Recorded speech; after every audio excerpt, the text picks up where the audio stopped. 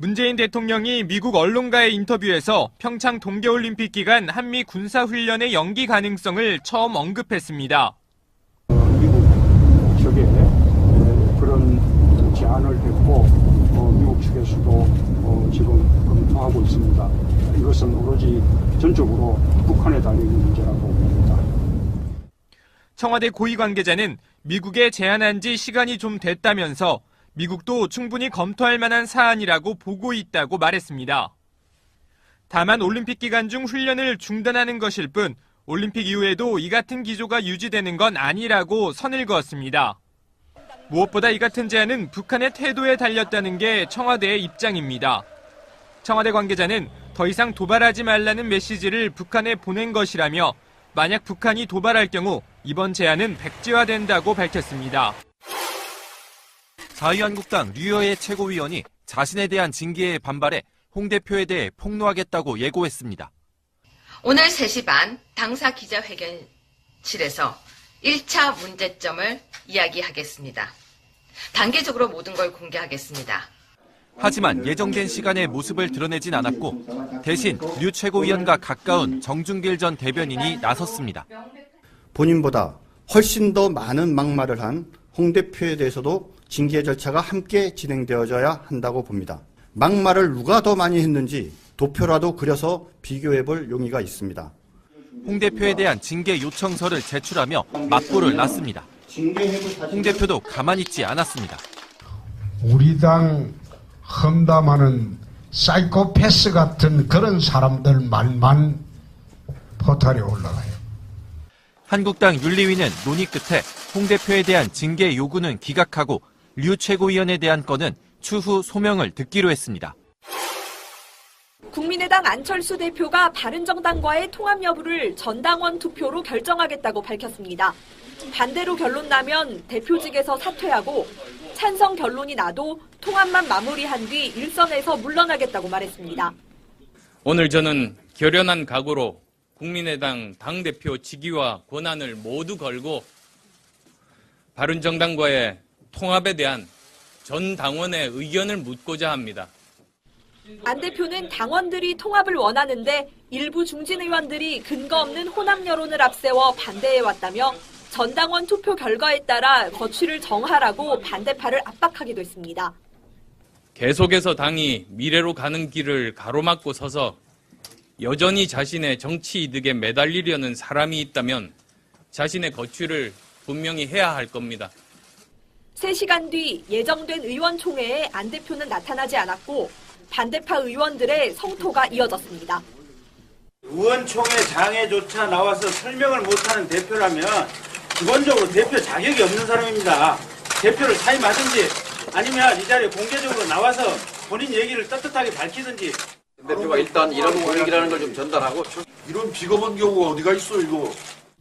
정동영 의원은 박정희 전 대통령이 유신 독재를 정당화할 때도 찬반 투표를 했다며 안 대표를 골목 독재자로 칭했고 천정배 의원은 안 대표의 공작 리더십이 당을 만신창이로 만들고 있다고 비판했습니다.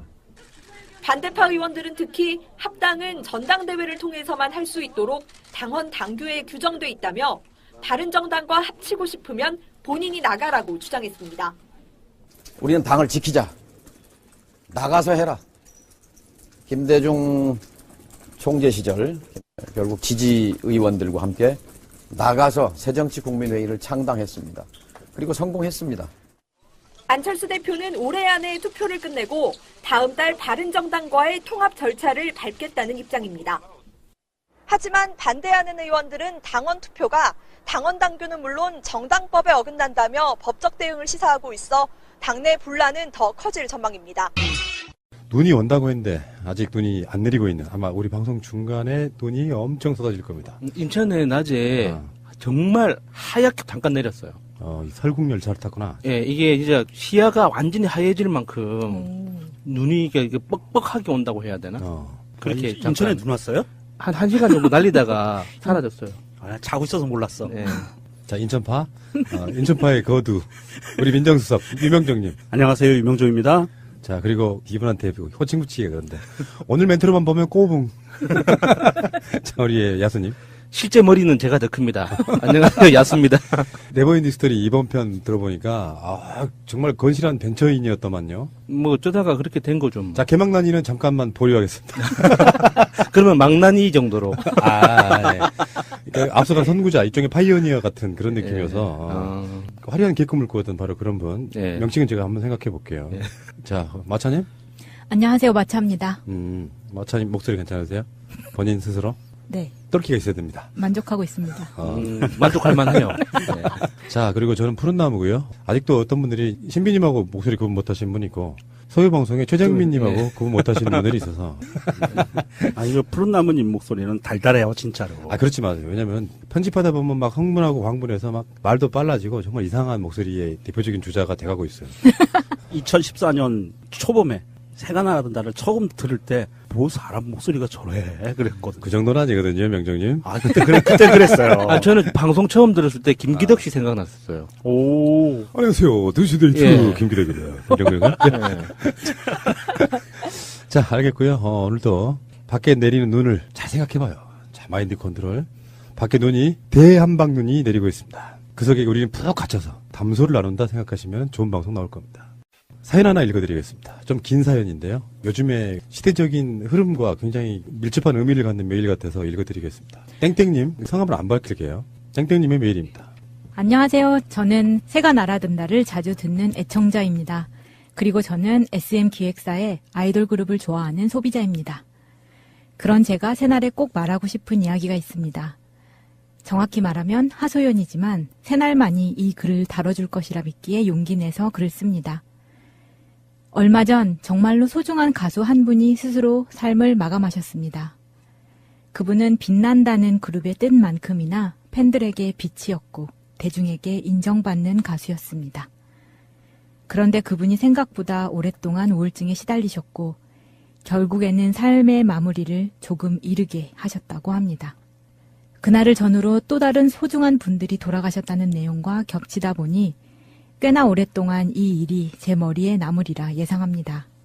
그분은 제 절친한 친구가 가장 좋아하는 아이돌이었습니다. 저 또한 그분이 부른 노래를 무조건 다른 사람에게 추천합니다. 결코 잊을 수 없는 사람이 죽었다는 여백의 고통은 평생 안고 가야 할 문제입니다. 그분의 가족은 말할 것도 없고 동료들, 선후배, 회사 관계자들, 그리고 그분의 팬들까지 아마 적어도 몇 년은 걸리겠죠. 이 슬픔이 익숙해지는 날이 오기까지 말이죠.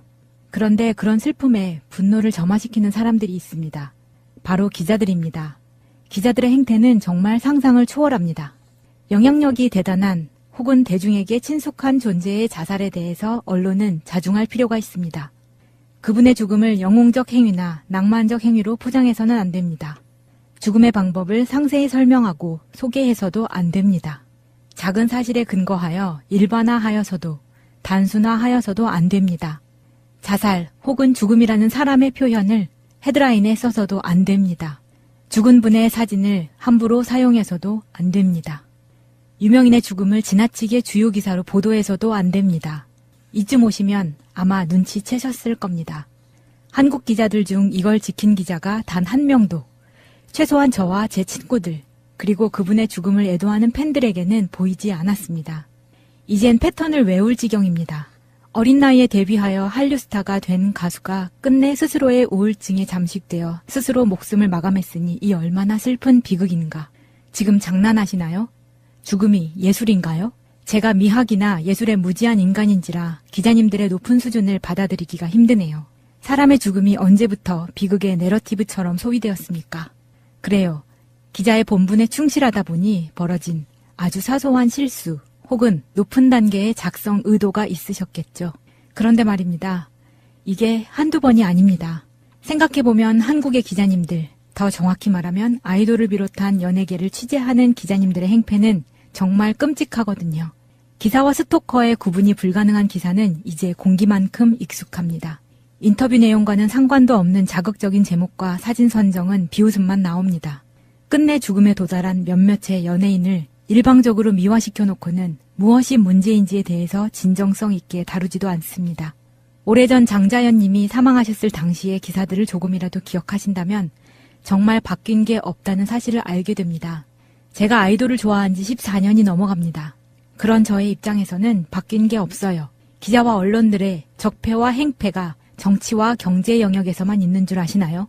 이 바닥은 훨씬 상상을 초월합니다. 어떨 때는 정치부 기자보다 심하죠. 자극적인 카더라가 가장 잘 먹히니까요. 연예인에 관심이 없거나 이 바닥을 경멸하시는 분들이 계시는 거 알고 있습니다. 그리고 그분들의 비판적인 판단도 나름 타당하다고 생각합니다. 그런데 이 영역에서 저질러지는 기자들의 행태와 연예인의 인권에 대해서 제발 무시하지 말아주세요. 알 권리라는 명목으로 사생활을 침해당합니다. 돈을 많이 번다는 이유만으로도 대놓고 감정노동을 요구받습니다. 그럼 돈만 벌면 다입니까? 이게 이명박근혜식 마인드와 뭐가 다릅니까? 돈이면 다 된다. 법이고 규칙이고 의무고 나발이고 간에 돈 버니까. 그러니까 연예인은 이권도 필요 없고 하소연도 하지 마. 정녕 이렇게 생각하십니까? 만약 이렇게 생각한다면 저는 지옥에 갈 각오로 이렇게 말하겠습니다. 당신은 이명박근혜와 똑같고 자유한국당과 다른 게 없다. 한편 가수들은 음원 성적이 조금만 밀려도 한물 같다는 평을 기사로 적습니다. 그러니 팬들이 새벽마다 음원 전쟁을 합니다. 누군 좋아서 합니까? 솔직하게 말해서 아무리 내가 좋아하는 가수고 듣기 너무 좋아도 매일 매순간 같은 노래 듣기가 부담스럽습니다. 거기에 돈이 부족한 청소년들은 그마저도 겨우겨우 돈을 지불해서 음원 사이트에 가입합니다. 그래놓고 돌아오는 건 답답한 비난이죠. 또 저런다. 문제가 있지 않느냐. 밤마다 노래 줄 세우는 거 혐오스럽다. 그래요. 저도 화가 나요. 하고 싶지 않아요. 그런데 이걸 안 해서 음원 순위가 떨어지면 기자들부터 퇴물이라고 폄하합니다. 과도한 경쟁을 조장하는 건 기자들이고 팬들조차 피해자란 말입니다. 막말로 어린 청소년 코 묻은 돈까지 갈취하고 5분, 10분 단위로 차트 경쟁을 공개하는 한국 음원 시스템과 그걸 무비판적으로 기사로 만드는 연예계 기자 문화가 정녕 문제가 없다고 말씀하실 수 있습니까? 여성 연예인들은 더 심각합니다. 사각지대에서 성추행 및 폭행의 위협을 감수하고 그러면서도 웃지 않으면 쉽게 태도 논란에 휩싸입니다. 20대 중반만 넘어가도 여성 아이돌의 수명은 다했다고 평가절하합니다. 혹자는 이렇게 말도 합니다. 그래도 연예인 팬들의 극성이 가장 큰 문제가 아니냐. 맞아요. 가장 큰 문제죠. 저는 그들을 팬이라 생각하지도 않습니다만 사생의 과도한 집착과 스토킹, 팬덤의 문제지요. 연예인을 향한 절제 없는 심각한 성적 대상화? 가끔은 팬들이 더 많이 할 때도 있어요.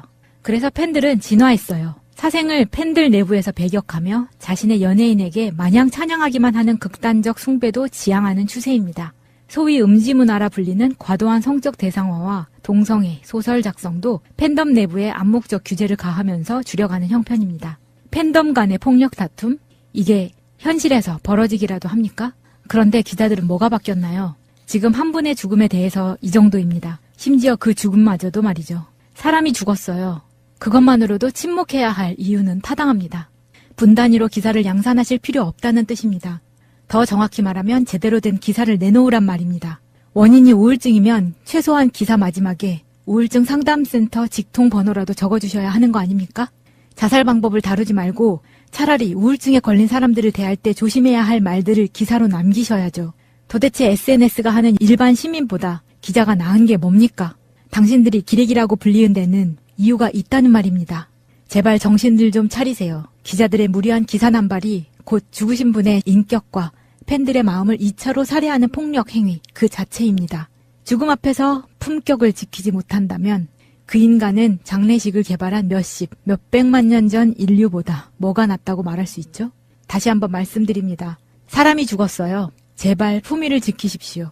우리는 그가 언제 어디서 어떻게 왜 죽었는지가 아니라 우울증이 이렇게나 위험하니 주위의 지인 중 우울증이 있다면 이것만큼은 하지 말자는 한 명이라도 살릴 기사가 필요합니다. 말 한마디로 사람 하나를 살릴 기사를 적어주십시오.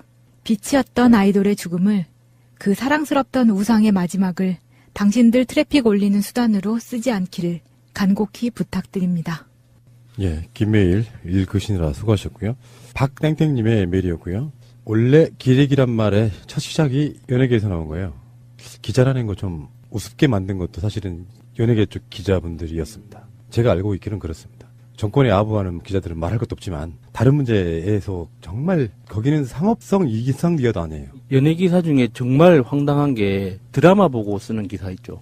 드라마의 어떤 한 장면을 설명하는 걸 메인에 걸어주는 포털도 이해가 안 되지만 그걸 또 기사라고 쓰는 그 언론사들도 도대체 그 사람들이 왜 돈 받고 왜 그런 짓을 하는지 이해가 안 되더라고요. 클릭수만 나오면 자기들 사이트에 광고도 걸 수 있고 다 이 돈으로 연결되는 부분이 있어요. 더군다나 그것이 그 이유는 아니지만 인터넷 매체가 발달하면서 연합뉴스 같은데 기사 뭐 우라카이 하고 뭐 그러면서 그냥 앉아서 심지어는 뭐 정치인분들 중에 정청래 의원 같은 분들 SNS만 계속 기다리면서 기사 쓰는 기자분도 있는데 그건 뭐 네. 약간 테크닉의 문제인 것 같고요. 아이돌 가수에 대한 죽음, 이 죽음에 대해서 너무 선정적인 자극적인 기사들을 쏟아내고 있다는 뜻이죠. 과도한 경쟁들이 죽음을 갖고 클릭수를 막 경쟁하는 그런 느낌은 아니라는 거예요. 이게 고양시 정신건강복지센터에서 했던 트윗인데요. 읽어보겠습니다. 몇 년째 수도 없이 강조되어 온 자살보도 윤리 강령을 이번에도 어김없이 무시한 여러 언론사들을 강력히 규탄합니다. 자살을 묘사하지 마십시오. 자살의 방법과 도구를 언급하지 마십시오. 타인의 슬픔을 흥미거리로 소비하지 마십시오. 이렇게 쓰시면서 이 샤이니 멤버 종현님에 대한 모든 기사 및 후속 기사에 자살 예방 한라인 전화번호를 추가해 주시기를 부탁드립니다. 이렇게 올리셨어요. 24시간 상담 전화, 자살 예방 전화 1577-0199, 복지부 희망의 전화 129번도 24시간이라고 합니다. 죽음을 함부로 다루는 건 아니라고 생각이 들고요. 웬만하면 그 부분에 있어서 어느 정도 이렇게 도를 지켜주시는 것. 그리고 거기에 영향을 받을 많은 분들을 위해서라도 제발 아까 말씀하신 것처럼 묘사를 한다거나 이런 방식으로 하지 말아주시고요. 어쨌건 돌아가신 분, 트럼프 대통령 왔을 때 멜라니와와 같이 있던 바로 그분은 같은 그룹의 멤버. 샤이니의 민호 씨였죠. 민호 씨였고 돌아가신 분은 같은 그룹의 김종현님. 삼가 고인의 명복을 빌겠습니다. 바른정당과의 통합에 대한 전 당원의 의견을 묻고자 합니다. 통합에 대한 찬반으로 당대표에 대한 재신임을 묻겠습니다. 여전히 자신의 정치 이득에 매달리려는 사람이 있다면 자신의 거취를 분명히 해야 할 겁니다. 왜 기자회견장에나 나타나면서 의총장에는 못 나타나는 거예요? 그 정도 간땡이 가지고 당대표 할 수 있겠어?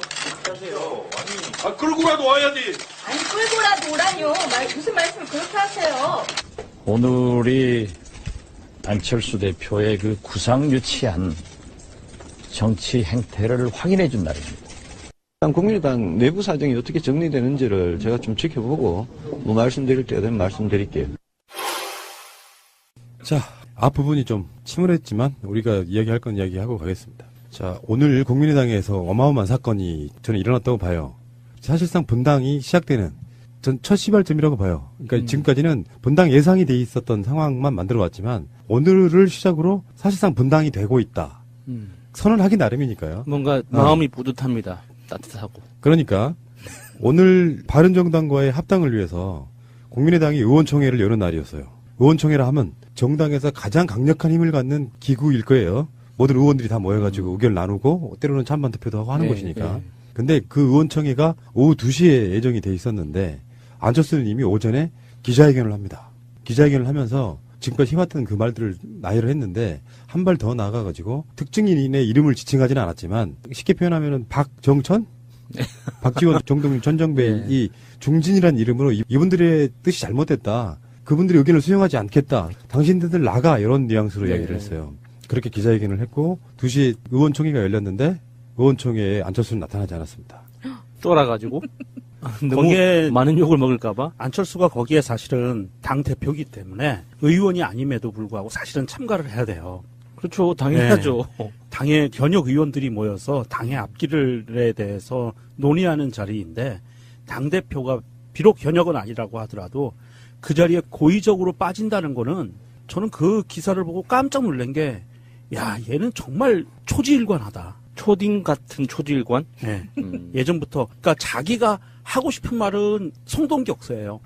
어느 한쪽에선가 떠들어. 기자회견이라는 수단을 통해서 떠들고 실제로 그것이 구체적으로 논의되는 자리에는 안 나가요. 왜냐하면 욕먹는 게 무서워서. 그리고 안 나가고 거기서 싸우게 만들어요. 그리고 자기는 언론 플레이를 하는 거야. 계속. 나오라. 옛날에 새정치민주연합 때도 그랬잖아요. 안에서 무슨 모임이 있어서 당의 미래를 위해서 나간다. 혁신안 같은 경우에 계속 그 안에서 진통을 겪고 있을 때 본인이 거기에 들어가서 뭔가 이야기를 하는 게 아니고 밖에서 언론 플레이만 해요. 당이 가고 있는 방향과 전혀 다른 방향에서 언론 플레이를 하는 거죠. 근데 지금도 그러고 있어요. 거의 이제 초등학교 반장병인데요. 높은데 반장이면. 제가 그 이야기를 하고 싶었어요. 그게 어렸을 때부터 이제 공부 잘하고 반장하고 이런 친구들은요, 자기가 한 등급 더 위에 있다고 생각해요. 밑에 애들이 아기다툼하도록 내버려 두는 거야. 오전 기자회견에서 내 생각에 반대하는 중진들은 거취를 정하라 이런 말이 거취를 정하라는 말은 안철수가 사용할 수 있는 영어 중에 가장 고급스러운 표현이었던 것 같아요. 맞아요. 나가 이런 뜻이에요. 나가는 마차님 해주셔야죠. 나가! 꽝! 이게 안철수가 지금 뭔가 좀 착각을 하고 있는 게, 물론 이제 지금 우리가 뭐 탄생 때부터 안철수의 사당이라고 이야기를 해왔지만, 그거는 그냥 우스갯소리로 하는 얘기고, 이게 대한민국 헌법에 보장된 일개 정당이에요. 원내 정당이고요. 의석수도 39석이고 꽤 많아요. 그런데 이런 정당에서 합당이나 분당이나 이런 당의 존립을 결정하는 거는요. 이거 기구에서 다뤄야 되잖아요. 그렇죠. 공식적인 절차가 있어야죠. 그렇죠. 공식적인 절차가 있어야 돼요. 그래서 이게 지금 중진이라고 안철수가 이야기한 그분들은 절차대로 하자라고 얘기하는 거고요. 안철수는 그까이 절차 밟으면 뭐해 라고 얘기하면서 전국을 돌았거든요. 전국을 돌면서 당원과의 대화 같은 그런 거였어요. 그러면서 그거를 하면서 스스로 분위기가 도취되고 업이 돼서 아 당원들의 뜻은 합당이야 라고 자기 최면을 걸어버린 거예요. 새가 날아든다는 여러분들의 하트를 먹고 삽니다. 잊지 않으셨죠? 에피소드 제목을 누르고 플레이가 되면 오른쪽 위에 하트를 꾹 눌러주세요. 오늘도 감사합니다. 더 많은 분들이 들을 수 있도록 하트 꼭 눌러주세요. 저는 오늘 안철수의 발표를 보면서 사람이 덜 숙성됐구나라는 그런 느낌을 받았거든요. 성숙이라는 말은 아까운 것 같아요. 지금 안철수 씨한테. 이게 정치인들을 옆에서 가까이에서 보면서 정말 대단하다고 느끼는 것 중에 하나가 인내심이에요. 정확한 타이밍이 올 때까지 기다리는 거죠. 그래서 주변 상황이 나한테 불리하든 나를 비난하고 내가 스트레스가 아무리 많이 있어도 정치적으로 필요한 타이밍까지는 무조건 버티는 거예요. 그러니까 그거를 이렇게 표현하죠. 인내라는 게 더 이상 참을 수 없을 때 참는 게 인내거든요. 근데 합당을 하겠다, 통합을 하겠다라는 이 말을 하고 싶은 그 마음을 알겠는데 그게 아직은 타이밍이 아니란 말이에요. 홍준표가 대법원 판결 딱 그 결과를 보고 나서 해도 되고 크리스마스 지나가서 연말이 가기 전에 선언해도 되고 자기한테 유리한 포지션은 항상 이렇게 포인트가 아직 남아있거든요. 그런데 왜 이 의미 있는 날 12월 20일 원래는 달력에 빨간 날로 표시되어 있는 이 날에 오늘이 그날이다. 왜? 수요일. 왜? 오늘 발표한다고 해서 뭐 이렇게 큰 일이 나는 것도 아니고 자기 입지만 더 좁아지는 건데. 그러니까 안철수는 의원 숫자에서는 밀리는 게 아닌가 싶어요. 국회에서 통과시키는 일이 있고 정말 중요한 건 국민투표하잖아요. 네. 개헌에 해당되는 것. 네. 그런 느낌이야. 당내 정치에서 좀 밀린다. 그렇다 보니까 우리 당원들은 내 생각에 공감할 거야. 이렇게 이야기하고 있는 거거든요. 안철수를 선의로 한번 일단 분석을 해봅시다. 깐다고만 되는 문제는 아니라고 생각해요. 안철수는 일단 이런 분석이 가능해요. 전혀 정치에 기반이 없던 사람이 어떻게 들어와서 제1야당 대표도 했고 분당도 멋지게 시켜서 제3당도 만들어냈고 안철수를 선의로 보면 그래요. 그래서 자기는 이게 새정치의 모습이라고 생각해요. 많은 비난이 왔지만 다당제를 실현시킨 사람으로서 자기는 역사의 획을 그은 인물이라고 자기 스스로 생각해요. 그리고 최근에 많이 하고 있는 말 있죠. 외연확장. 외연확장 못하면 다 죽는다. 바른정당과 통합을 하는 이야기를 하고 있잖아요. 근데 내가 생각하는 안철수는 그런 느낌, 정반대의 느낌이에요. 굉장히 운이 좋은 사람이에요. 사실은 국민의당 만들어 나갈 때도 호남이라고 하는 반문들이 있었기 때문에 가능한 거야. 안철수의 실력이 아니었단 말이에요. 누가 봐도 안철수는 기존의 문법과 다른 방식으로 지금 정치를 하고 있어서 자기 스스로 새정치라고 말할지 모르지만 정치 지도자에 있어서 가장 중요한 덕목 중에 하나는 지금 분당이 계속되면서 이제 안철수가 전문 분당러 당 깨는 전문가처럼 인식되고 있잖아요. 이게 계속 반복이 되면 안철수한테는 사실상 엄청나게 치명적일 겁니다. 그런데 안철수는 이것을 새정치라고 착각을 하고 계속 고하고 있는 거라고 봐요. 사실상 문재인 대통령 당시 문재인 대표를 깔 때는 그렇게 친하게 지내던 박지원 뭐 이런 사람들을 자기가 품어 안지도 못하면서 또 쫓아내는 방식으로. 그러면 그런 정치를 하면 유승민은 또 나중에 어떻게 될 거며 혹시나 자유한국당과 합친다면 또 그들은 어떻게 될 거며 생각을 해보면 안철수가 말하는 새정치라는 게 기득권으로 있는 사람들을 자기가 쳐서 이기는 문제가 아니고요. 새정치보다 다른 문제, 사람과 사람 사이에 사람을 끌어안지 못하는 문제가 더 심각한 안철수의 리스크가 아닌가 저는 이렇게 생각을 해보는 겁니다. 원조 혼밥 정치인이었죠. 박근혜가 혼밥한다는 게 알려지기 전까지는 혼자서 밥 먹고 의원들끼리 어울리지 않는다고 알려져 있었죠. 새정치죠, 그게. 예. 본인한테는. 밥을 왜 먹어? 밥값 내기도 귀찮고. 그 밥값 내기 귀찮은 거는 그 MB의 추억인데. 패거리 정치라고 느끼는 부분이 있잖아요. 예. 정치에 있어서 난 기본이 뭐 카르텔을 만든다는 건 좀 부정적인 뉘앙스지만 사람과 사람을 만나서 상대방을 녹여내서 내 편으로 만들고 상대방을 설득하고 이런 작업 아니에요? 예. 그건 못하잖아요, 이 사람. 그런 사람이 왜 그 보수 쪽으로 이렇게 기웃거리는지 모르겠어요. 보수 정치인들이 우리가 미디어에서 보면 홍준표가 너무 이렇게 보수 정치의 이미지를 완전 쓰레기로 만들어놔서 이상하게 지금 흘러가고 있는데 정말 멋있는 보수 정치인들은 실제로 만나보면 정말 멋있습니다. 말 한마디도 귀에 딱 이렇게 꽂히는 이쁜 말만 하고 이 악수 한 번을 해도 절대 이게 기억에서 안 지워질 정도로 친근하게 정말 이렇게 악수도 잘 하거든요. 예를 들어줘봐요. 본격 수사를 받고 있는 전 장관? 악수해봤어요? 예. 한번 만져봅시다. 그리고 의원, 전 의원님. 전 의원의 그 배우자인 그 씨. 이런 분하고 한번 악수를 해보면요. 아, 이 사람은 정치를 하기 위해 태어났구나. 언론에 나오는 것만 보면 정말 정치적으로 너무 머리만 굴리고 공학적으로 계산하고 이렇게 나쁜 이미지가 있는데 실제로 만나봤을 때 보수 정치인들일수록 훨씬 더 친근하고 가까운 인상을 주거든요. 그런데 안철수 씨는 그것도 아니에요. 이거 날카로운, 이성적으로 날카로운 맛도 없고 보수 정치인이 가지고 있는 그 현장에서 봤을 때 어떤 그 친근한 그런 맛도 없는 거예요. 네 맛도 내 맛도 아닌 거지. 그런데 저는 이 안철수 이번에 분당 더하기 합당이 성공한다면 지나간 과정들을 돌이켜봤을 때 뭔가 좀 찜찜한 게 굉장히 많이 있어요. 왜냐하면 이 안철수라는 사람이 사실은 언제부터 그렇게 정치판에서 중요한 사람이 됐을까? 언론이 만들어낸 거 아닌가요? 맞아요. 네. 제가 보기에는 자 안철수가 대선에 나오려고 할 때 그리고 그 뜻을 꺾었을 때 새정치민주연합을 만들었을 때 분당할 때 그리고 창당할 때 이번에 분당과 합당의 기로에 섰을 때 이전을 보면 철저하게 안철수가 무엇인가 발언하기 전에 언론에서 먼저 나왔어요. 그 맥락이 언론에서부터 튀어나오기 시작을 해서 기자들이 나중에는 그게 전체 언론으로 퍼지고 나서 안철수한테 확인을 해요. 그럼 안철수가 툭 던집니다, 말을. 맞아. 그러면 기사가 또 나와요.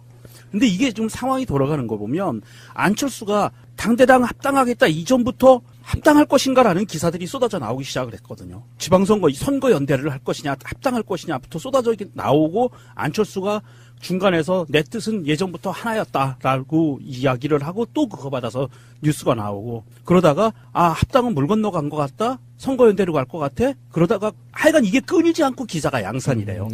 안철수라는 이름이 사람들한테 이미지화가 되는 거예요. 언론을 통해서. 저는 그런다고 봤을 때 이 큰 그림을 그리는 사람들은 그 사람이 누구인지는 모르겠지만 이 큰 그림을 그리는 사람들의 하수인, 행동대장들은 언론이다. 저는 그렇게 봐요. 언론들이 철저하게 기획을 해서 안철수의 그 포지션과 갈 길을 제시해주고 있는 거 아닌가.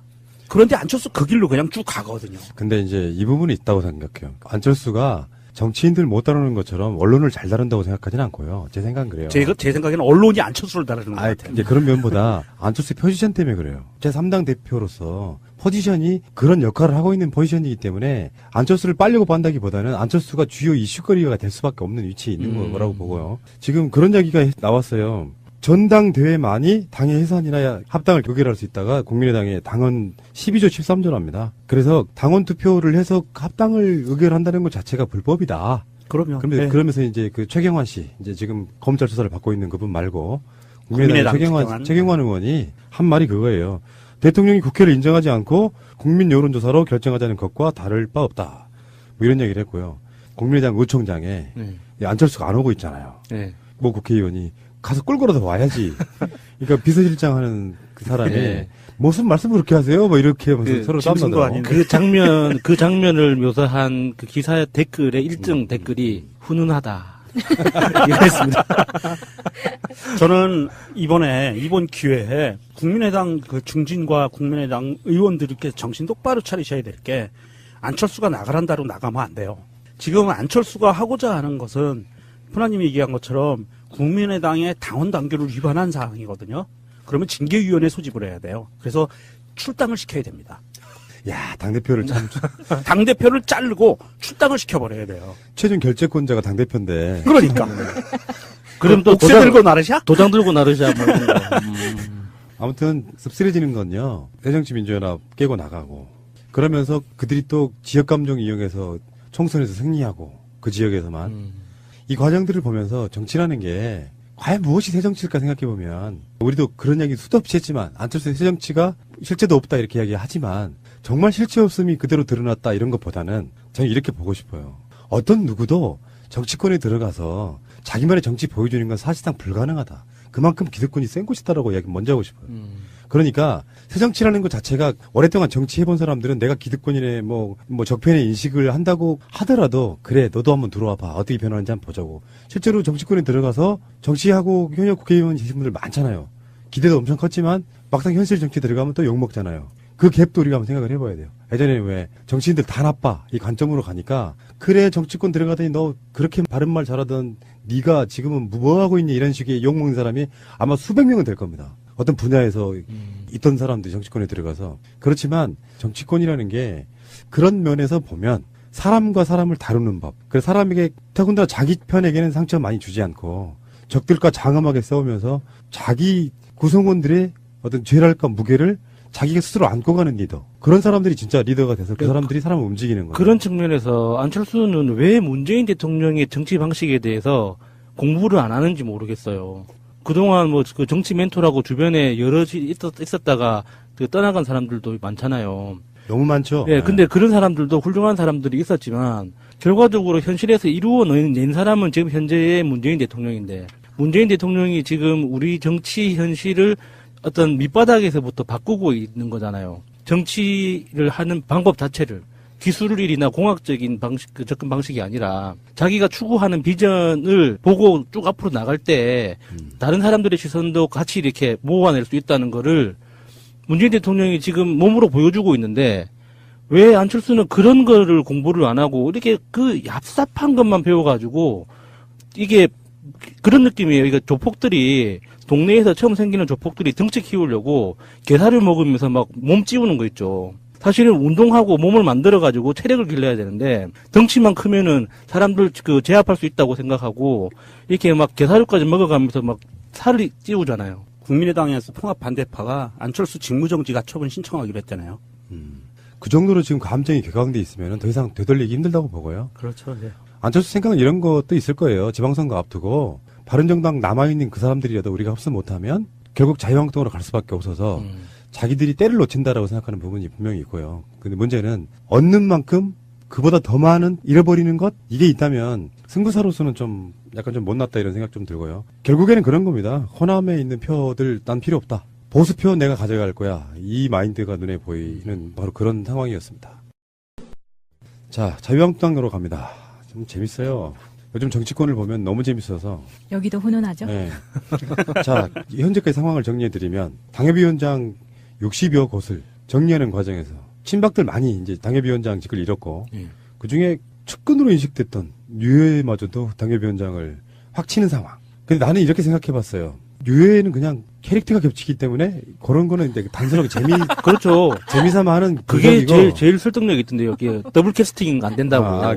그건 아닌 것 같아요. 뭐냐면은 내가 생각했던 건 뭐냐면 정치인들은 그렇게 단순한 쪽은 아니고 오히려 홍준표가 친박들을 이렇게 쳐냈잖아요. 그러면서도 김무성한테 아직도 안 주고 있잖아요. 줄지 안 줄지도 모르겠지만 안 주고 있잖아요. 복당해서 들어온 사람을. 근데 한편으로 생각해보면 유해는 본인의 측근처럼 보인 사람이었잖아요. 그렇죠. 물론 약간 친박 느낌도 있었지만 어쨌건 홍준표에게 잘 딸랑거렸던 사람이기도 합니다. 그러니까 양쪽에게 다 인증샷으로 유해도 잘라냈어라는 용도로 썼던 것 같다 생각이 일단 먼저 들어요. 그렇죠. 정당성 확보 차원에서 내 측근도 이렇게 잘릴 수 있어 라고 그러면서 사실은 홍준표의 시도가 먹혔다고 봐요. 왜냐하면 친박 세력들이 분명히 뭔 소리를 낼 텐데 뉴스에 전혀 안 나와요. 유해 팀에 묻히는 거죠. 그렇지, 묻혀버리는 거예요. 그래서 온갖 뉴스가 다 류여해만 나와요. 그리고 심지어는 한겨레에서는 이런 것도 있어요.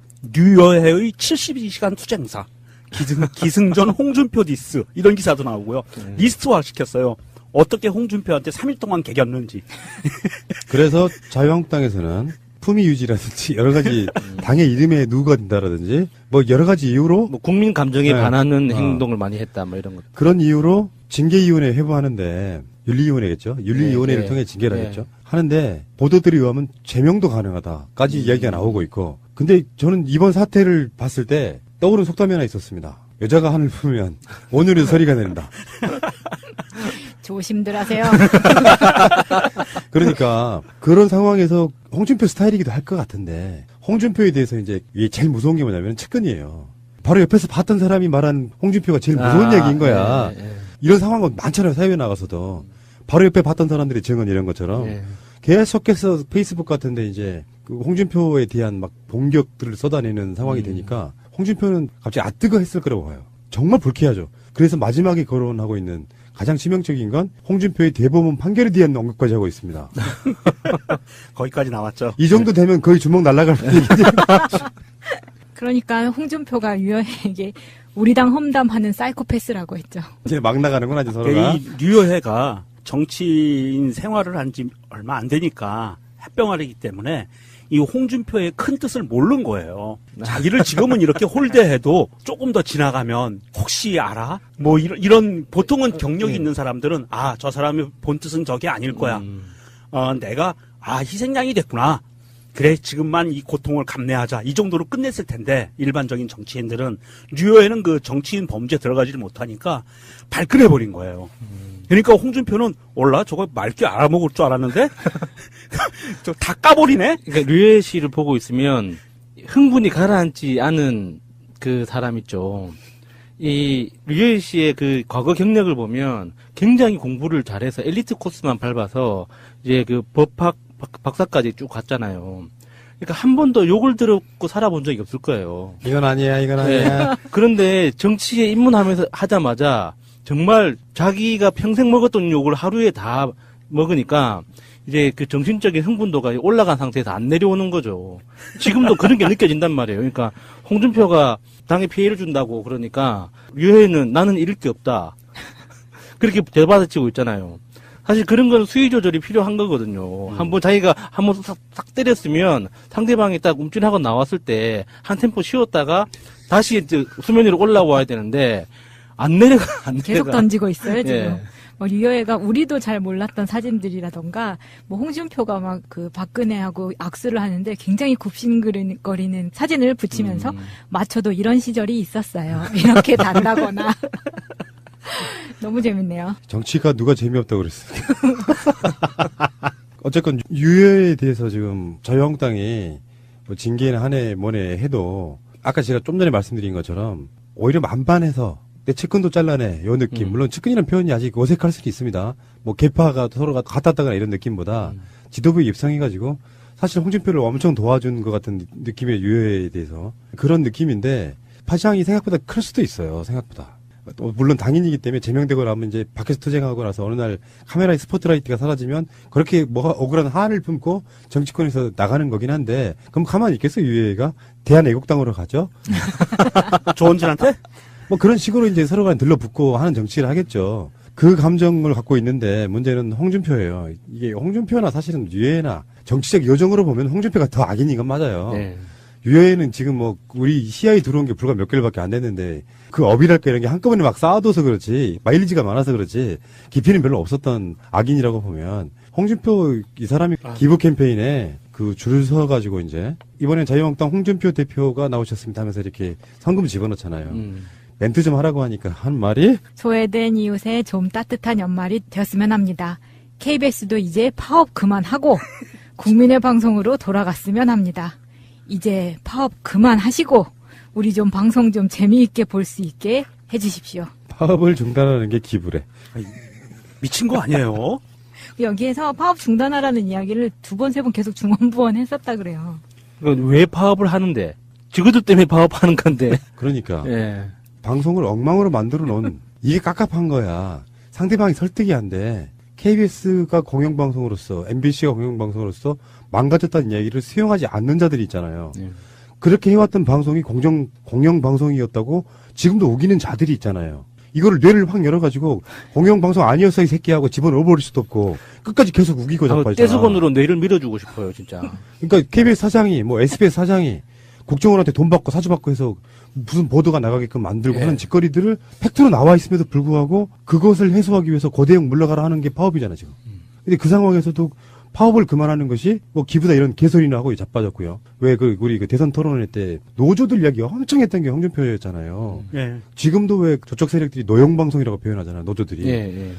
다시 말씀드리겠습니다. 노조가 나쁜 건 아니죠. 오히려 문재인 대통령이 바라는 세상도 노조들이 힘이 세져서 사측과 대화할 수 있고 동등한 교섭이 되는 그런 나라 만들기를 간절히 바라시는 분이에요. 최근에 요즘 모습들 중에는 노조가 사측과 이야기하지 못하고 힘이 없어서 그러겠죠. 정부에게 도와달라 하면서 이제 드러나는 여러 가지 문제점이랄까요. 부작용 이런 것들 때문에 이제 공격을 받고 있긴 하지만 민주국가에서 가장 기본 중에 하나가 노조가 많아지는 거예요.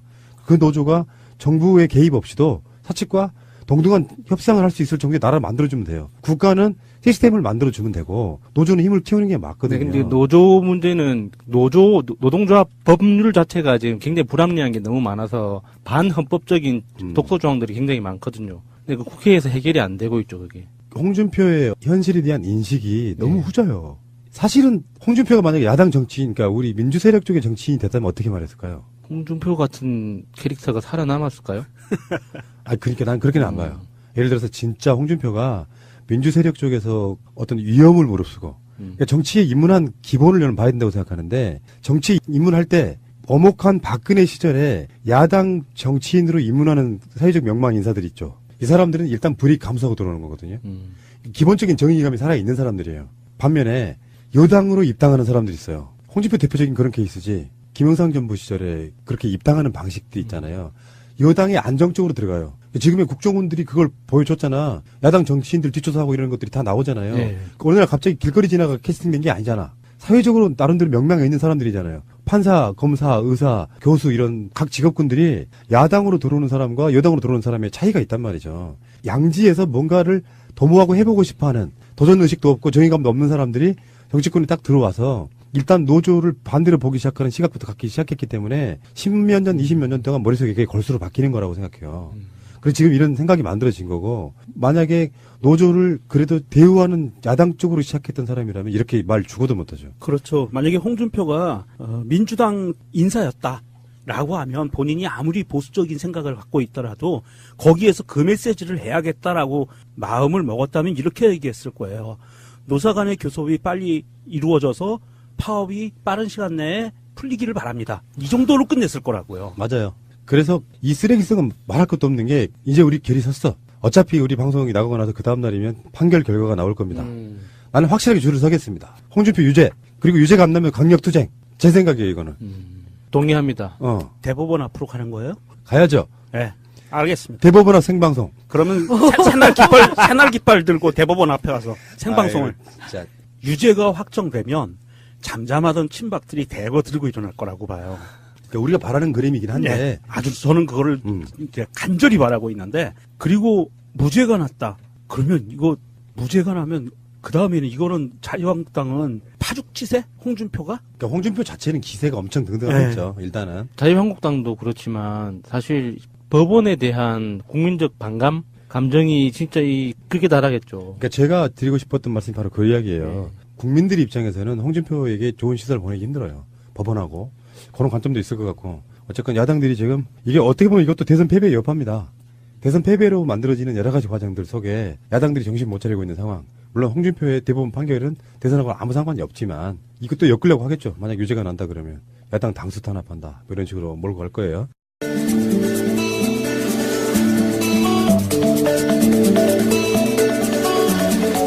네, 저의 꿈에 대한 이야기를 해볼 건데요. 저는 이 꿈은 일단 잠을 들어야 꿀 수 있는 거잖아요. 네. 근데 제가 수면 장애가 있었던 적이 있었어요. 그때가 한참 막 저번 주에 얘기했었던 뭐 간지러웠던 그거요? 네, 간지러워서 잠 못 자고 이렇게 팔 못 움직여서 잠 못 자고 목 안 돌아가서 잠 못 자고 막 이럴 때 그 기간이 잠을 못 자다 보니까 이게 습관적으로 되게 힘들어지는 거예요. 잠이. 그런데 그거는 정말 물리적으로 잠을 못 잘 때였는데 그때는 잠이 들면은 제 남편 말로는 제가 이렇게 잔대요. 자면서 막 이런다는 거예요. 그럼 나보고 흔들면서 야, 너 무서우니까 하지 말라고. 아, 진짜 무섭겠네요, 진짜 그러면. 다른 사람이 그러면. 접실하신 줄 알겠어요. 근데- 눈도 잠깐 뜨고 계시지 않으셨어요? 근데 저는 그거를 사실 IMF 터지고 나서 우리 집이 되게 힘들었을 때 우리 엄마가 잘 때 그랬던 걸 봤었거든요. 그러니까 자면서 계속 누구랑 싸우는 거예요. 꿈속에서? 네, 꿈속에서. 근데 그걸 너무 심하게 싸우고 너무 괴로워하니까 엄마를 깨울 수밖에 없는 상황이 되게 많았었거든요. 그런데 그때쯤에 제가 학교 다닐 때 꿨던 꿈 이야기를 해보려고 하는데 이 방송을 듣고 계신 분께서 혹시 꿈 해몽이 가능하다면 게시판에 올려주세요. 전 아직도 궁금해요. 제가 꿨던 꿈들이. 그때는 어떤 꿈이었냐면 그때 건물이 5층이었는데 5층 강의실에서 아무도 없는 데서 제가 다음 강의실. 꿈속에서 5층이었다고? 아니요. 실제로. 강의실에서 혼자서 다음 시간이 남아가지고 거기서 자고 있었어요. 아, 잠깐. 엎드려서 자고 있었는데 그때 가위가 눌린 거예요. 엎드려서 잤는데. 5층 자체에 사람이 별로 없었기 때문에 아예 없었다고 보면 되거든요. 근데 제가 엎드려서 자는데 여자애 2명이 그 강의실 끝에 저는 맨 앞에 앉아 있었고 끝에 2명이 딱 와서 앉는 것 같은 거예요. 꿈속에서. 네. 그러더니 자기들끼리 막 재밌게 막 얘기를 해요. 제잘제잘거리고. 근데 내가 앞에서 자는데 너무 시끄러운 거예요. 그런데 걔네들이 막 이야기를 하다가 저한테 야, 너 그 지갑 떨어진 줄도 모르고 계속 자냐? 하하하 막 이러는 거예요. 엎드린 상태로 가위가 눌리면 숨을 잘 못 쉬어요. 그러니까 내가 막 힘들어하다가 정말 겨우 눈을 떠가지고 일어나니까 정말 제 지갑이 떨어져 있는 거예요. 그래서 그때 아씨 이거 뭐지 누가 진짜 있었나? 막 싶었거든요. 근데 정말 그때까지만 해도 강의실에 아직 시간이 멀었기 때문에 아무도 없었던 거예요. 그게 제가 첫 번째 가위를 눌리면서 소리를 들었던 거였거든요. 근데 그 사람들이 뭐라 그러지? 환청을 네네. 가장 많이 들을 때가 잠이 들기 직전이라는 거예요. 잠이 들락말락 할 때. 그럴 때 혹시 들어보신 적 있어요? 글쎄요, 저는. 그거는 아니고 제가 예전에 들었던 것 중에 하나가 이제 달리라고 있잖아요. 초현실주의 예. 작가 달리가 살바도르 달리가 와우. 손에다가 이제 뭐 포크나 뭐 숟가락을 들고 잠을 잔대요. 앉아서나 이렇게. 그러다가 딱 떨어지잖아요. 사람이 잠이 들게 되면 이게 놓치잖아요. 네. 그때 딱 깨면서 그 사이에 잠이 들락말락할 때 눈에 보였던 걸 기억해가지고 그린다는 거예요. 그런 얘기를 들은 적이 있어요. 그러니까 그 사람의 작품 중에 그렇게 나온 게 꽤 있대요. 피곤하겠다. 네, 굉장히 힘들어요. 예. 그러니까 지금 마찬이 말씀하신 것도 이해가 좀 되네요. 네, 저는 잠들 때 어떠냐면 가끔 지금도 너무 시끄러워서 잠이 들락말락 할 때 확 눈을 떠야 하는 때가 있거든요. 그게 뭐냐면 잠이 들려고 하는데 너무 시끄러운 거예요. 무섭지 않아요? 어떤 소리가? 사람들이 웅성웅성거리는 소리. 무섭다. 그만해야. 그러면 그때부터 5층에서 잠들었을 때 가위 눌렸을 때부터 지금까지 조금씩 쌓여서 지금 결국 이렇게 되신 거 아니에요? 내 목소리 듣고 누적이 돼서 내가 내 목소리를 듣고 시끄러웠던 거네. 그래서 깰 때도 있어요, 진짜. 이게 내가 으만 하는 게 아니라 말도 하거든요, 중간중간에. 그러면 무서운 거죠. 조수미 씨처럼 밤의 아리아 이런 거 부르나요? 이런 거. 근데 그게 꿈이 되게 무서워지면 나중엔 그 자각몽이라고 들어보신 적 있어요? 자각몽이요. 그러니까 내가 지금 꿈을 꾸고 있다는 걸 알고 있는 알고 있는 거죠. 이제 루시드 드림이라고도 하는데 왜 인셉션이라는 네, 영화 영화에. 있잖아요. 네, 그런 식인 거예요. 근데 예전에 제가 강아지 잃어버렸던 이야기 한 번 한 적 네. 있었잖아요. 그때 그 강아지를 잃어버리고 점을 보러 갔었는데 그 선생님이 오늘 저녁에 꿈을 꿀 거다. 그 꿈이 말해줄 거라라고 한 적이 있었어요. 근데 그때 저하고 저랑 친한 과장님이 갔었는데 네. 저는 꿈에 제가 어두운 골목길을 가고 있는데 우리 강아지가 갑자기 나타나서 저한테 확 안기는 꿈을 꿨어요. 네. 그래서 저는 그 강아지를 찾을 거라고 확신을 했었는데 네.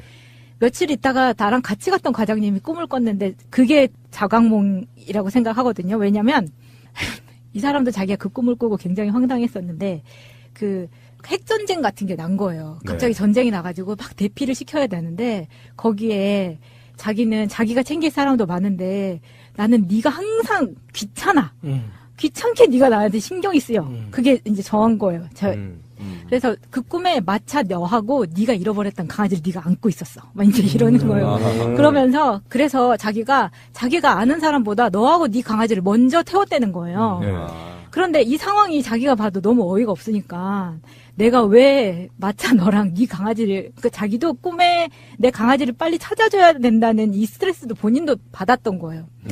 제가 그때 하도 난리를 치고 다녔으니까 그랬는데 그때 당시에 자기가 꿈에서 아씨 이거 꿈인데 내가 이렇게까지 해야 돼? 이 생각을 했다는 거예요. 그리고 그걸 말로 했어요. 그러면 그 자각몽의 특징이 뭐냐면 내가 꿈이라는 걸 자각하고 그걸 말로 했을 때 그 꿈에 나오는 모든 등장인물이 하던 일을 멈추고 다 자기를 쳐다보는 거예요. 그러니까 저는 이런 이야기를 들어본 적이 있거든요. 그러니까 이거 들어서 정말 깜짝 놀랐어요. 저도 자면서 내가 지금 꿈을 꾸고 있다. 그래서 조금만 더 자고 싶다. 여기에 조금 더 있고 싶다. 이런 생각을 한 적은 있는데 그 안에서 뭔가 말을 한 적은 없어요. 그래서 그냥 그 느낌은 알거든요. 그냥 내가 지금 잠들어 있고 지금 내가 보고 있는 건 꿈속이다. 그래서 이 꿈속에서 일어나는 거기 때문에 나는 안전하다. 그런 느낌이 들면 들수록 잠이 점점 깨요. 그래서 이렇게 깨기 싫어 하는 그런 느낌을 가져본 적은 있지만 그 안에서 정말 무서울 것 같아요. 내가 뭔가 말을 했을 때 꿈속의 등장인물들이 나를 딱 쳐다보면 의외로 소심하시네요. 좀 무서울 것 같지 않아요, 그거? 근데 거기서 그 사람들이 전부 다 자기를 쳐다보면 노려본다 그래요. 째려본다고? 네, 노려봤을 때 그 소름 끼침에 놀라가지고 잠을 깬다 그러는 거예요. 근데 저는 그 얘기를 그렇게만 들었었는데 후에 그게 자각몽인지도 몰랐고 근데 최근에 어떤 카페에서 글을 읽었는데 아마 찾아보시면 나올 거예요. 자각몽 후기라고 치면은 그 자각몽을 꿨던 사람들이 쫙 나와요. 그런데 그 자각몽을 일부러 꾸려고 하는 사람들이 있는 거예요. 그런 왜? 그게 약간 자기 그 마인드 컨트롤에 좋대요. 그래서 그 우리나라 프로그램은 본 적이 없는데 외국에 이제 수많은 교육 프로그램이 있잖아요. 그래서 외국어를 가르쳐주는 동영상, 무슨 컴퓨터 기술을 가르쳐주는 동영상. 그래서 뭐 그 한 세트에 이렇게 CD에 넣어가지고 이제 배송을 하면 78달러, 뭐 49달러 이렇게 뭐 파는 그런 업자들이 굉장히 많거든요. 해외 직구 많죠. 근데 그 중에 루시드 드림 트레이닝 비디오가 있어요.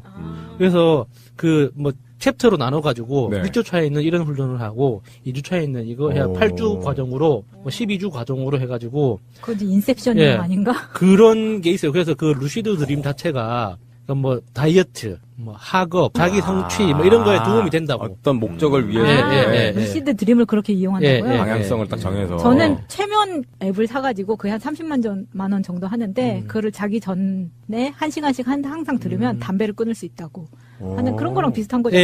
그런 식으로 이용하는. 그래서 그 루시드 드림, 그러니까 자각몽을 꾸고 싶어 하는 사람들이 있는 거예요. 왜냐면 자기가 꿈속에서 자기 꿈을 컨트롤할 수 있는 게 너무 재밌는 거지. 근데 그게 위험하다는 거예요. 또 한편으로는. 왜요? 그건 잘 모르겠어요. 왜 위험한지. 다음 주까지 숙제. 다음 주에 나오시겠어요? 너무 궁금하네요. 저는 그런 것도 있었어요. 그러니까 꿈에서 깼는데 이게 또 꿈이구나. 그러니까 이중적으로 꿈꾸는 거 있잖아요.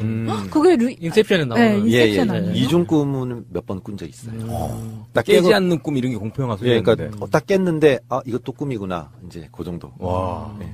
근데 그 꿈 얘기는 정말 재밌는 걸 제가 많이 듣긴 했었는데 제가 항상 꿨던 꿈은 이런 거야.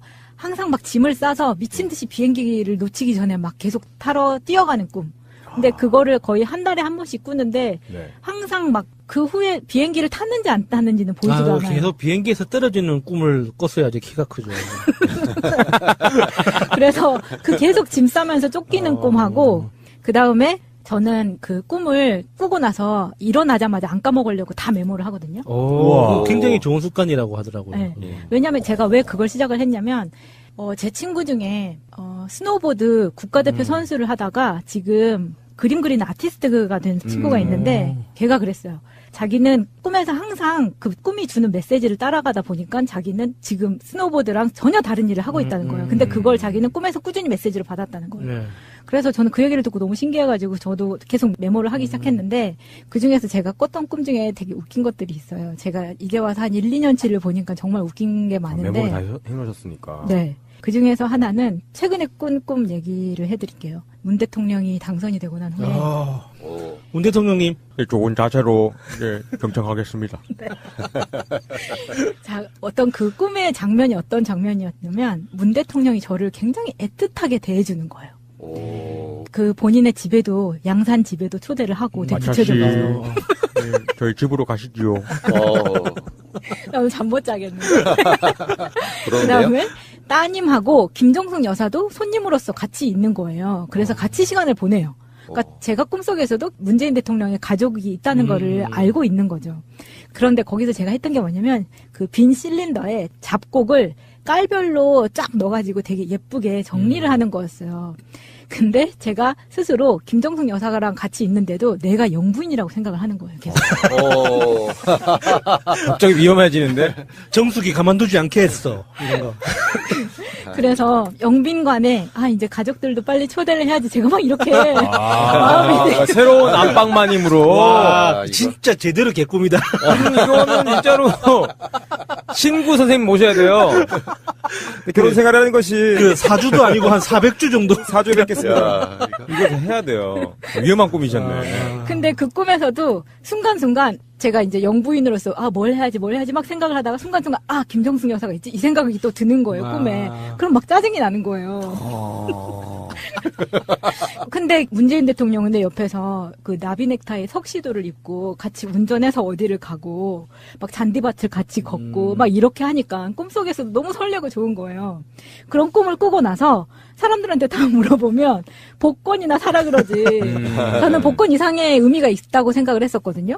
진짜 뭐 숫자 안 불러주던가요? 네, 숫자는 없었고. 마차씨, 일단은 7, 23, 43, 이거 안 부르던가요? 그랬던 꿈이 있었고요. 네. 그 전에는 박근혜 대통령도 나왔었어요. 근데 박근혜하고 같이 다닐 때는 사람들이 나를 각하라고 불렀어요. 그러니까 내가 최순실이었네. 최순실이었어. 어쨌든 권력욕이 굉장히 심하시네. 어쨌든 최순실 최마차였구만. 영부인. 와.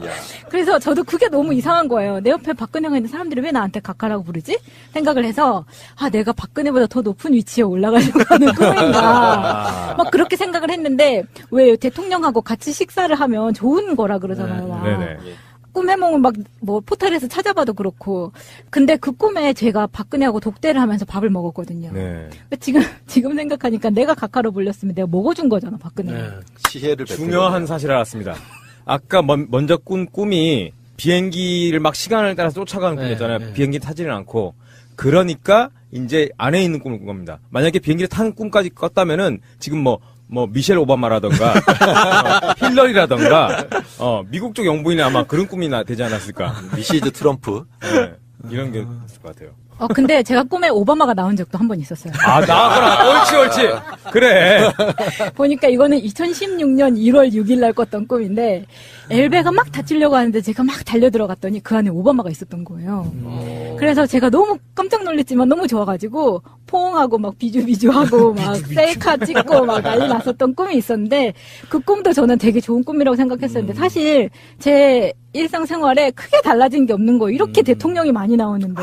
거기서 아마 통화 안 하던가요? 오바마 대통령이? 무슨 통화? 전화 들고 거기 스카이 라이프죠? 이거 안 하던가요? 그거 했었나 못 들었을 거예요. 그러니까 아무 일도 안 생긴 거예요. 그리고 최근에 꿨던 꿈 중에 하나는 이거 제가 푸나님한테 얘기했더니 이거 되게 좋은 꿈이라고 얘기를 한 적이 있었는데 유재석 씨하고 정준하 씨가 나왔어요. 제가 무한도전 조금 좋아하는 편이거든요. 야수님만큼은 아니어도. 근데 제가 이 사람들하고 특별히 막 친분이 있는 건 아닌데 어느 순간에 그 사람들하고 같은 그룹 안에 있었던 거예요. 그런데 무한도전 제6의 멤버 이런 거 아니에요? 근데 사석이었어요. 그래서 맨 앞자리에 앉아 있는데 갑자기 정준하하고 유재석이 나타나서 저를 엄청 배려를 해주는 거예요. 그래서 비공식 결혼식에 초청이 됐는데 한 자리 남은 데를 마차 너를 꼭 데려가야지 다른 사람은 안 된다. 그러면서 네가 꼭 이 자리에 올 수 있도록 내가 도와줄게. 유재석 이렇게 이야기를 하는 거예요. 그래서 내가 도대체 이 꿈은 뭐냐. 나 일어나가지고 너무 흥분해가지고 나 도대체 거기서 한 살에 빠졌네요. 누구? 야, 왜 나 빼? 꺼져! 이런 거죠, 뭐. 오늘 너무 웃기다. 다 나오네요. 그래가지고 저는 항상 꿈에 막 꿈 꾸고 나서 다 적은 다음에 대충이라도 찾아보거든요. 이게 무슨 꿈인지 너무 궁금해가지고. 근데 이게 아까 친구분 중에 꿈에서 받은 메시지를 따라서 가다 보니까 자기 인생 경로가 달라졌다고 하는 분 있죠. 그런 이야기를 들으면 사람들이 이제 꿈 꾸고 나서 꿈 내용을 이제 인터넷에 쳐봐요. 꿈 해몽 해가지고. 뭐 피는 무슨 의미지, 뭐 유명한 사람이 나타나는 건 무슨 꿈이지, 꿈 해몽 이렇게 하거든요. 네, 그러죠. 근데 그거는 사실상 꿈 해석으로는 의미가 없습니다. 우리의 뇌는 상징을 활용하거든요. 근데 상징이라는 거는 굉장히 개인적인 문제이기 때문에 똑같은 물건이라고 하더라도 개인마다 가지고 있는 의미가 다르잖아요. 그렇죠. 그러니까 뭐 물이라든지 불이라든지 뭐 바위라든지 이런 것들이 개인의 경험에 따라서 상징하는 바가 다 다르기 때문에 어떻게 뭐 예전부터 구전으로 내려오는 뭐 이런 꿈은 이런 의미야, 저런 꿈은 저런 의미야라고 이렇게 공통적으로 내려오는 것들은 사실상 개인한테는 아무런 의미가 없어요. 그러니까 그런 식으로 자기 꿈에 대해서 꿈을 기록하고 해석하는 걸 방법적으로 접근을 하면 결과적으로는 메시지를 읽어낼 수 있는 게 아무것도 없어요. 그래서 마차님처럼 꿈노트를 꾸준히 기록하신 분들은 진짜 엄청난 자산을 가지고 있는 거예요. 그래서 그 꿈노트를 활용하는 방법은 따로 공부를 하셔야 돼요. 꿈 해석에 대해서 이게 왜냐면은 내가 어떤 상징 체계를 가지고 있는지를 알아가는 과정이거든요. 꿈의 해석이라는 건.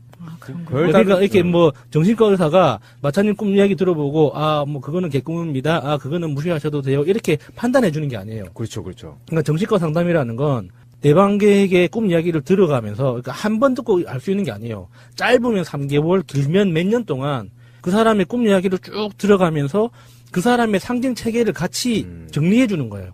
그러면 인간의 뇌는 그 명확한 방향을 가지고 있거든요. 그래서 그 방향성에 도달하기 위해서 모든 상징 체계가 동원되는 거예요. 그래서 꿈속에서 메시지를 받았다고 이야기하는 분들의 이야기를 듣고 많은 사람들이 착각을 하죠. 전문가한테 내 꿈의 이야기를, 내 꿈 이야기를 딱 들려주면 뭔가 해석을 해주겠거니. 근데 절대 그게 아니에요. 모든 사람마다 꿈의 내용은 다르고, 그렇죠. 그 꿈에서 사용하는 상징 체계와 꿈의 언어가 다르기 때문에 그거를 알아내기 위해서 따로 공부를 해야 돼요. 그 꿈에서 메시지 받았다는 그 친구도 분명히 그 경험이 있을 겁니다. 꿈에 대해서 가르쳐준 선생님이 따로 계실 거예요. 그런 건 어디서 배웠어요? 예? 책에서 읽었어요? 꿈에서. 그러니까 아무 그게 없는 게 이거 예전에 뭐 어디 나왔던 얘기인데 그 어떤 연예인 한 분이 꿈을 꿨는데 꿈에서 돼지가 3마리가 자기 가슴으로 팍 안겼대요. 탁 안으면서 딱 깨는데 복권 사야겠다. 그래서 복권을 3마리니까 일단 3만 원어치를 샀대요. 근데 3만 원어치가 하나도 안 맞았어. 뭐지 이거? 돼지가 3마리 나왔는데 갖고 수출해가지고 라면을 끓여 먹으려고 그랬더니 너구리 봉지에다가 다시마가 3개가 들어있던 거야. 봉투 하나에다가 딱 열었는데 다시마가 3개가 그 꿈으로 보면 되게 좋은 꿈인데. 그게 상징적이에요. 그렇네요. 마지막으로 제가 들은 환청 이야기를 할게요.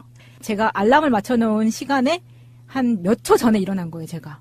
왜 그때 일어나게 됐냐면, 일어나기 직전에 제가 이 소리를 들었는데, 너 스스로를 믿어. 너는 귀신 노름하면 안 돼. 이 소리가 딱 들리고 놀래서 눈을 딱 떴거든요. 눈을 딱 뜨자마자 알람이 딱 켜지는 거예요, 되게. 그래서 이거 뭐지? 그 목소리가 너무 생생해가지고 그때 제가 왜 그런 얘기를 들었냐면 제가 막 이제 점치러 다니고 막 이제 108배 하러 다니고 막 이랬었거든요. 그래서 저는 이 얘기를 듣고 메모를 해놨다가 다음에 점 보러 갔을 때 물어봤어요, 이거를. 너 스스로를 믿어 한번 해주세요, 문재인 뭐. 드레스트 유아 샬프. 근데 그때 거기에서 그 봐주시는 분이 저한테 그랬어요. 너 스스로를 믿어. 이건 귀신 노름 하지 마. 이 말을 똑같이 했어요.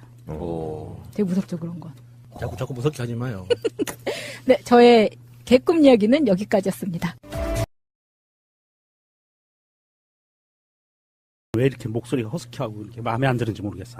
진짜. 아닌데 형님 목소리 그렇게 나쁘지 않은데. 대부분은 자기 목소리를 실제로 들어보면은 자기는 자기 목소리가 싫어요. 그게 낯설거든요. 왜 달달한데 왜? 달달하긴 아니 이게 허스키하지만 않았으면 좋겠어. 좀 이게 성우나 그 성악가들처럼 목소리가 그거는 그 목소리가 나왔으면 좋겠는데 아무리 해도 그게 안 돼요. 나는 그거는 내가 내 얼굴이 정우성 같으면 좋겠다 그 말이랑 똑같은 거지. 정우성 같이 생겼잖아. 나.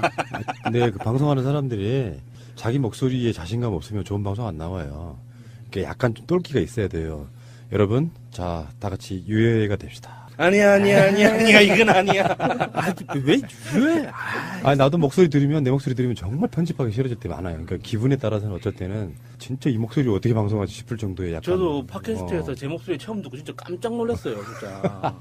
와, 있다고구나 싶어가지고. 근데 문제는 약간 똘끼가 있어야 되는 게, 안 그러면 방송을 할 수가 없어요. 이렇게 날마다 한다는 게, 뭐 악플 중간에 악플이 막 올라와, 칭찬도 마찬가지고요. 뭐 여러 가지 의미에서 감정의 기복이 굉장히 심해지는데 멘탈 유지한다는 게 쉽지가 않아요. 그런 부분들은 좀 여러분들이 스스로 컨트롤 해주셨으면 좋겠고. 자, 방송 시작하겠습니다. 스탠바이.